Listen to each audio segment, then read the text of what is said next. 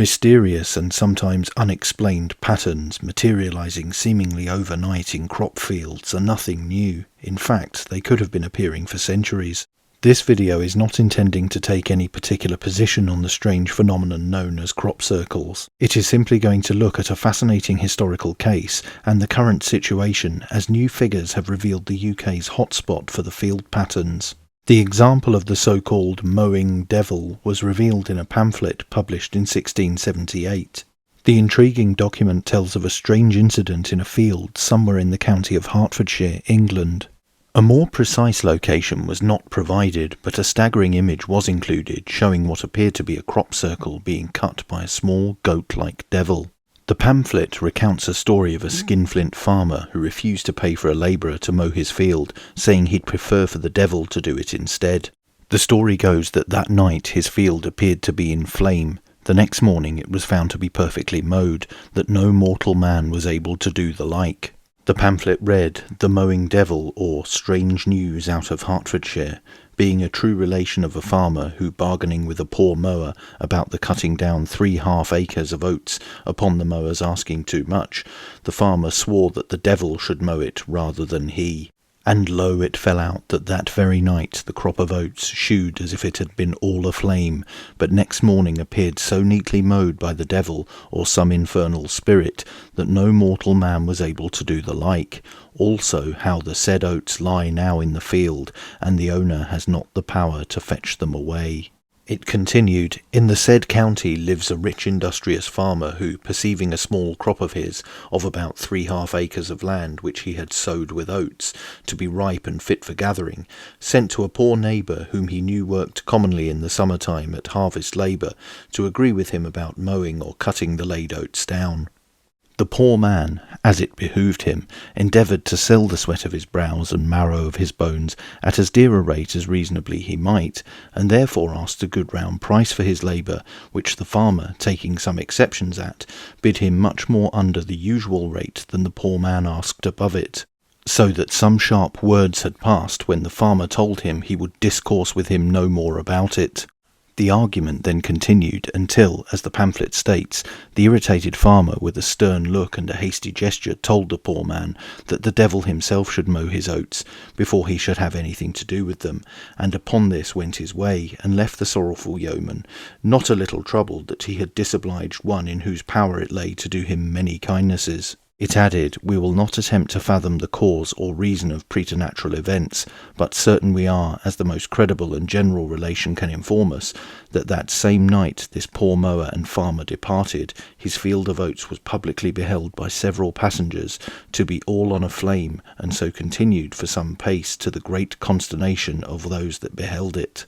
It continued, "Which strange news being by several carried to the farmer next morning, could not but give him a great curiosity to go and see what was become of his crop of oats, which he could not imagine but was totally devoured by those ravenous flames, which were observed to be so long resident on his 1½ acre of ground." The pamphlet concluded, but not to keep the curious reader in any longer suspense, the inquisitive farmer no sooner arrived at the place where his oats grew, but to his admiration he found the crop was cut down and ready to his hands. And as if the devil had a mind to shew his dexterity in the art of husbandry, and scorned to mow them after the usual manner, he cut them in round circles, and placed every straw with that exactness that it would have taken up above an age for any man to perform what he did in that one night. And the man that owes them is as yet afraid to remove them. The fascinating pamphlet has divided aficionados of the crop circle phenomenon, with some citing it as among the first recorded cases, while others say that the reference to cutting of the oats means it does not count, as modern examples exhibit bent rather than severed stalks. Either way, it is an intriguing and obscure tale. Turning to the present, new data has revealed Wiltshire, the home of Neolithic stone circles such as Avebury and Stonehenge, as the county with the most crop circles in England. There have been 380 crop circles recorded in the county since 2005, according to a study by the founder of a site called the Crop Circle Visitor Centre and Exhibition. Crop circle watchers attributed the record to the high number of ley lines in the county. Skeptics and those who dispute the mysterious origins of crop circles believe they are man-made. But the intricacy and rapid appearance of some examples have left observers baffled as to how they were done.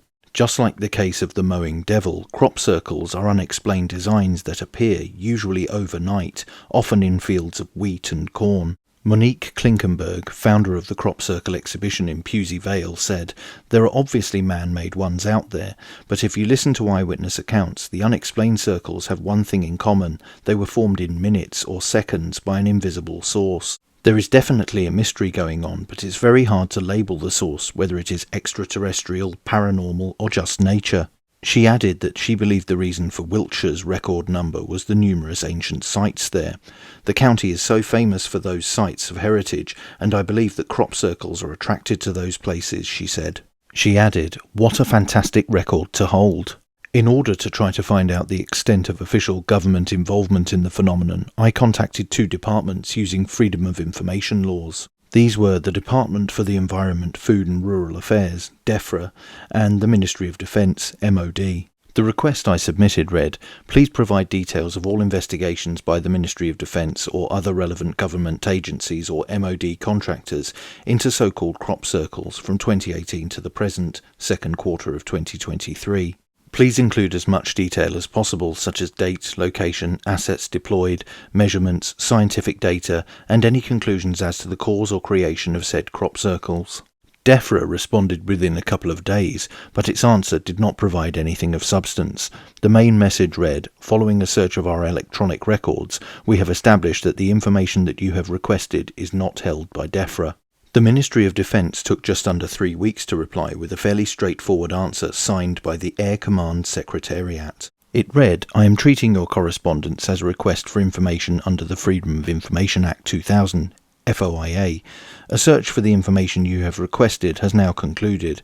I can confirm that the Ministry of Defence, MOD, holds no information in scope of your request." In February 2021, someone called Darrell Hall received a slightly more mysterious response to his Freedom of Information Act request on crop circles. Mr. Hall's letter read, "Dear Ministry of Defence, as it is now the year 2021, the British public are now ready more than ever to know the truth about the world we live in, no matter how much that truth may upset religious institutions.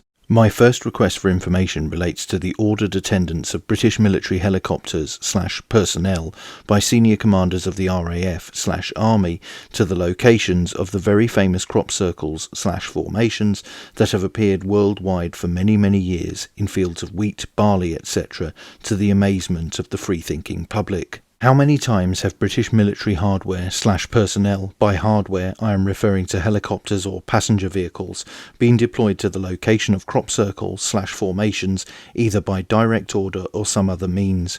I require information relating to the above from when records began. Thank you, yours faithfully, Darrell Hall."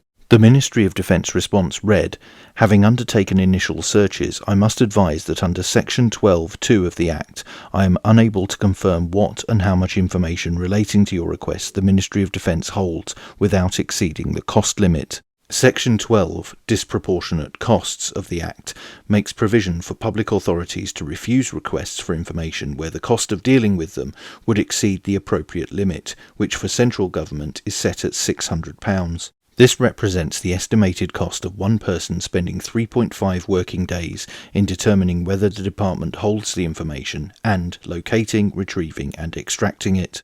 Because of the nature of the question, in this case there would be a large number of staff in organisations across the Royal Air Force, British Army and Defence from the 4-star Army headquarters down to unit level involved in just the initial search for any information relating to such deployments. We estimate that this part of the request alone will exceed the applicable cost limit. The MOD may be able to provide some information in scope of your request if you reduce or define it to bring the cost of compliance under the limit.